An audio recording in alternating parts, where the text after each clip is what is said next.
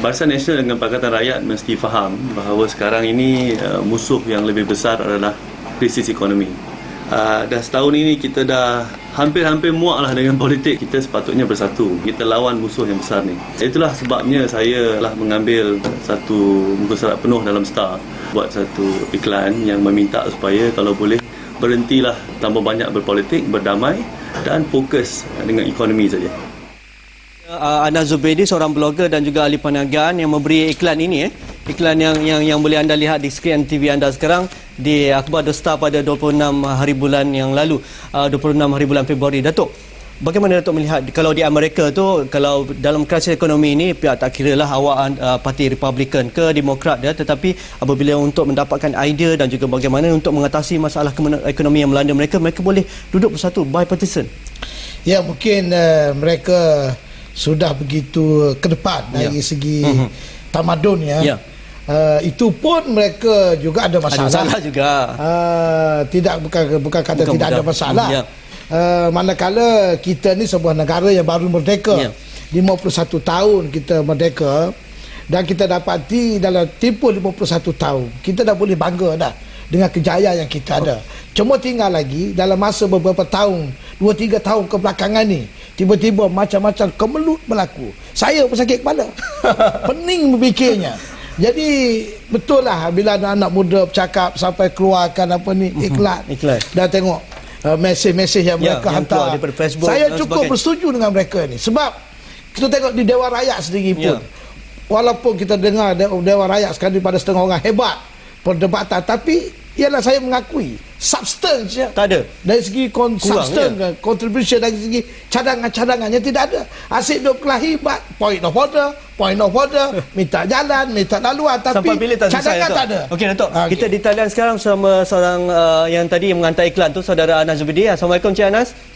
Assalamualaikum. Apa khabar? Okey, bagaimana Anas mendapat idea akhirnya dalam keadaan kita mendapat menghadapi kemelut politik, kemelut ekonomi ini, akhirnya anda menjemakan idea membeli iklan di akhbar tu dan akhirnya meluahkan perasaan, panggillah orang politik duduk semeja, jangan bergaduh lagi, tumpukan pekerja saya pun ada tanggungjawab untuk memberi makan pada anak-anaknya dan sebagainya. Bagaimana idea itu timbul?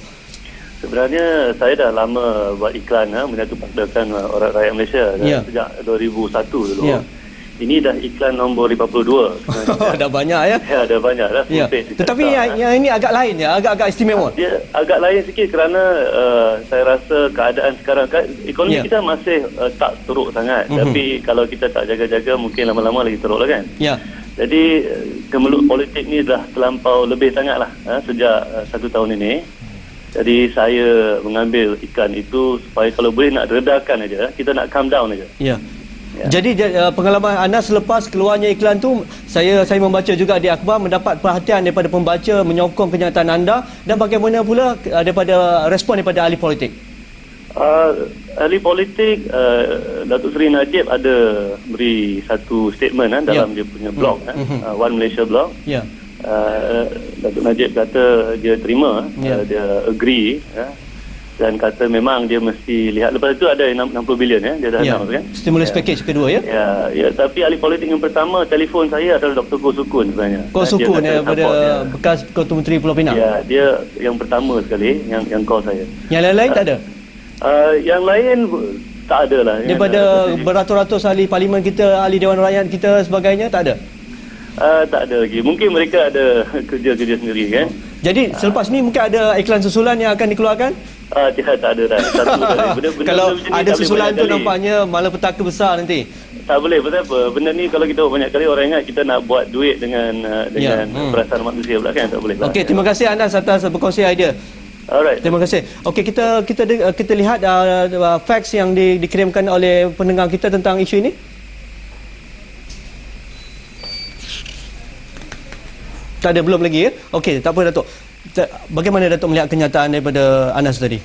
Ya, saya rasa beliau telah seorang rakyat yang prihatin, tanggungjawab untuk memberi pandangan yang cukup ikhlas. Dan saya dengar tadi pun dia bercakap begitu bersahaja. Dan dari segi orang kata psikologi, saya boleh sahlah ni satu kawan yang cukup ikhlas. Tapi yang itulah tak ada saya rasa lebih ramai lagi di luar sana semacam saudara Anas tu. Datuk, kita mendapat Facebook dan juga daripada fax mili yang kami terima daripada penonton you wartawan, antaranya Tuan Nora, saya cadangkan wujudkan pinjaman ataupun bond fokus kepada pertanian.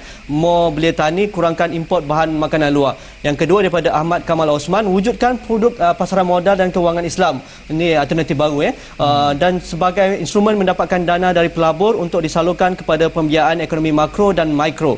Ketiganya daripada Syahrul Izzuan, it is the time for them to explore new skills for managing crisis rather than talking redundancy. Politician is like CEO where most of them have strategy for good times. This generation will require them to shift their paradigm and come out with a political circle and obtain a new set of skill. Okey, satu cadangan menarik. Norizan Syarif mengatakan ahli ekonomi selesaikan masalah ekonomi, ahli politik patut selesaikan masalah politik. Saya bimbang ekonomi bercelaru kalau orang politik selesaikan masalah ekonomi. Betul ke Datuk? Itu boleh diperbahas lah. Orang politik pun boleh asalkan bertanggungjawab. Tapi kalau tumpuannya asyik nak mengejar kuasa saja, betul lah apa yang dia kata ni? Begitu juga komen-komen yang saya dengar tadi. Untuk maklumatlah, kalau tak salah saya, 2-3 cadangan yang disebut tadi sudah ada dalam package rancangan yang kedua, terutama dari segi mikro kredit yang disalurkan melalui Agrobank, Amanah Ikhtiar dan sebagainya. Cuma tinggal lagi ianya mesti dipercepatkan, mesti sampai pada sasaran di bawah. Jangan ada birokrasi, ada ketirisan, ada kerenah, ada ketirisan. Dan kalau ini dapat kita jalankan, insya-Allah. Okey, Datuk, kita ada terima email. Lokman ada terima email, kita lihat paparan tersebut. Guna berbicara tentang menyelamatkan ekonomi, sekiranya pentadbiran negara tidak efisien, maka permainan politik yang terkawal perlu ada. Kita perlu bersedia dengan pelbagai lagi permainan politik kerana 3 pilihan raya kecil akan diadakan dan sudah pasti segala drama, permainan dan telenovela wayang segalanya akan ditayangkan. Apa yang penting, kita perlu guna kebijaksanaan dan budi bicara dalam menangani isu permainan politik ini. Kita sepatutnya bergandingan bagi memantapkan lagi ekonomi negara kita. Sudah-sudahlah bermain politik tu. Tumpukan perhatian penuh pada ekonomi negara ni. Salah satu industri yang boleh diberikan perhatian ialah industri kreatif. Kita contohi apa yang Britain dan Korea buat. Industri kreatif di negara mereka menjadi bahan ekspor yang tenam. Bajet yang diperuntukkan RM20 juta dalam mini bajet yang lepas, gunakanlah sebaiknya dan mulalah bantu rakyat. Sudah-sudahlah berpolitik kosong tu. Permainan politik yang berlaku sekarang ni sebenarnya menimbulkan banyak sangat hal berkaitan dengan fanatik parti. Masing-masing sibuk nak mempertahankan pemimpin lah, parti lah. Sila hari bulan, Malaysia pun bakal berdepan dengan kemelut politik seperti di Thailand. Impaknya kepada ekonomi, 70% pelancong batalkan percutian ke Thailand. Turut terjejas ialah industri import, ekspor dan juga perusahaan kecil. Sanggup pemimpin kita ni nak tengok negara kita jadi macam tu?